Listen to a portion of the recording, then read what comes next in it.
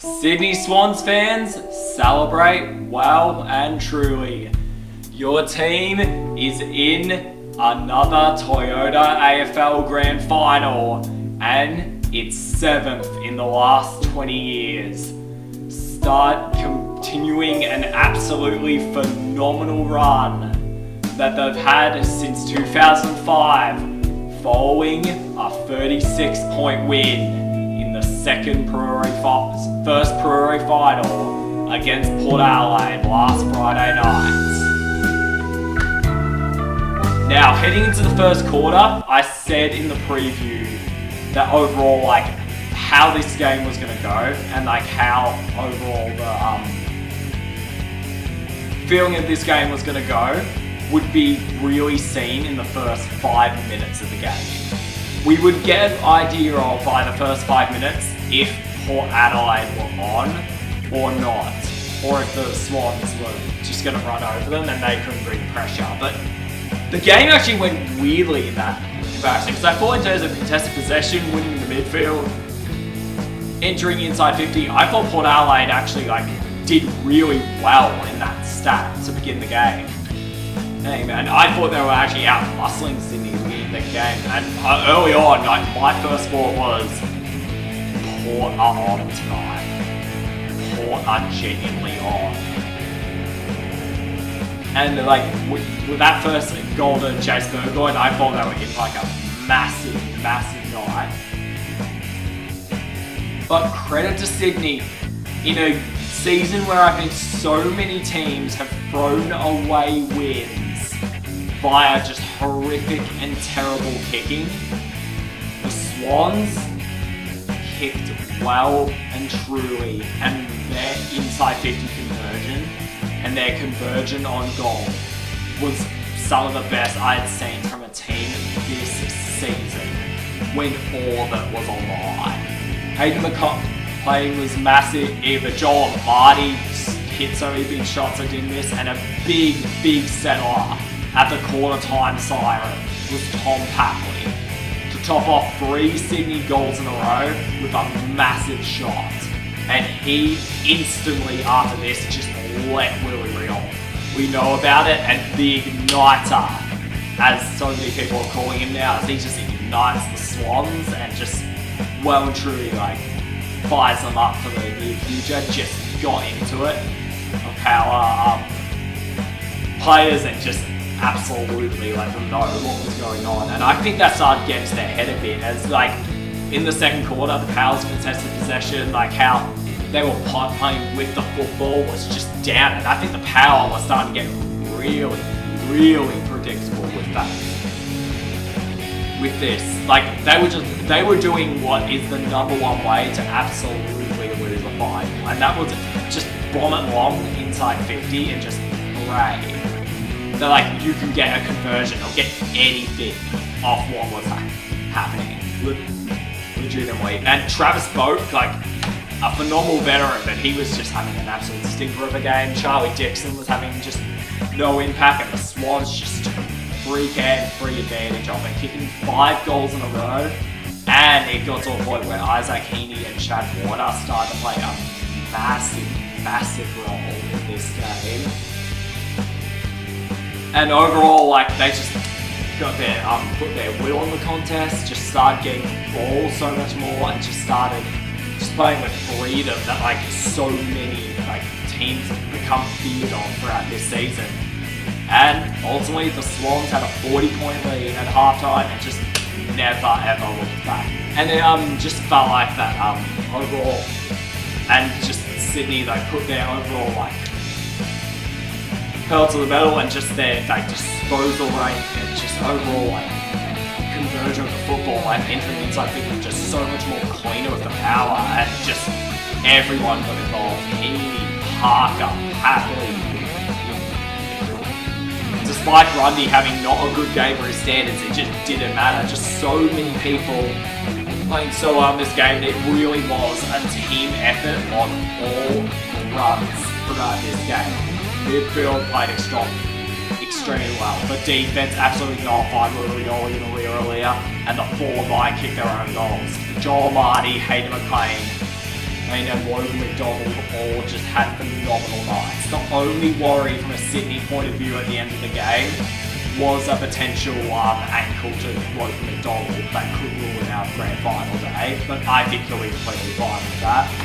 Overall, the atmosphere at the end of the game, like, there is no better feeling on prelims final week when you know your team is going to win with 5 minutes remaining.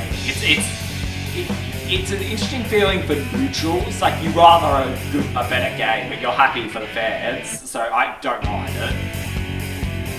But like, as a fan of that team, that's all you want. And Sydney fans were just letting it all in, just knowing they were going to play in the grand final with 5 minutes to go. No worry of a poor comeback whatsoever. They had won, and the crowd was just heaving. So yeah, overall, just overall massive outcome for the Swans. Just another grand final for them, and just they'd be feeling like so amazing and like so happy in the moment, and all the All-Star Melbourne fans were just feeling absolutely just so happy at the moment, like with just everything that's going on at the moment with their team. And overall, I've talked about them a lot during this file series. I'll only spend just a little bit of time on them, but yeah, another prelim disappointment for Ken Hinkley in the Blue Eye Football Club. Overall, like, Sydney was a side they had dominated for since 2016, and they won their last 8 against them. But you wouldn't think that the way this game went, and they've just outplayed, outshined, outgunned once again on the biggest stage of all. Biggest stage. And once again, they made the penultimate game of the season, but just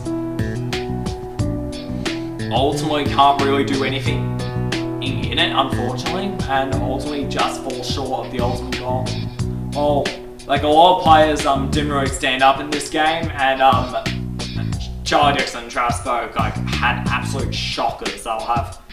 I'm not gonna be one, but some people saying about their retirement, and yeah, I think at the end of this campaign, it's good they made a prelim, but once again, we head into another campaign where it's can Port finally get over the hump and finally qualify? And based on evidence, you say no. Because time and time again, they just get outclassed, outgunned on this stage, and this was another moment like that for Port Adelaide. So yeah, a little bit of introspection, a little bit of reflection required for them after this one. As for the Sydney Swans, the overall impact of making this grand final, I think a massive one is football in New South Wales. You saw how that crowd was heaving and how that crowd was just getting so into it during that last quarter and just loving every moment of that last quarter. And you could just see how much of an impact they were making on the overall state of Sydney, and how so much people were loving what they were doing, and it was just so incredible to see. The AFL's been wanting to imprint their footprint into Sydney for so long, and this is the closest they've ever gotten in my lifetime to really making an impact in the rugby league heartland of Australia. And overall, for the Sydney Swans, it's just absolutely massive. They've been the best team all year. I've said since round 12, whoever is on top at round 12, I think will win the premiership. And that's been Sydney. They've been the best all year. They've had the best list. They've had just a phenomenal season. It's been such a fun ride. And now they're in another grand final. Knowing from experience, with everything that's come for them, it might be a missed opportunity if they end up losing this grand final, but I think they're ready for it. An interesting thing I noted at the end of last night, in 2022, they just seemed so excited, so happy to even get to the game, and to just even be in the game in general, whereas this year it was a lot like a job's not finished attitude. They know there's one more game to go, and they know that's the biggest one yet. So yeah, and overall for all the Sydney, South Melbourne fans, it's just absolutely incredible. what this club has done in my lifetime is just phenomenal. Like, just absolute phenomenal. Like, they are truly the ire of the competition. No club does it like the Sydney Swans. Well, truly.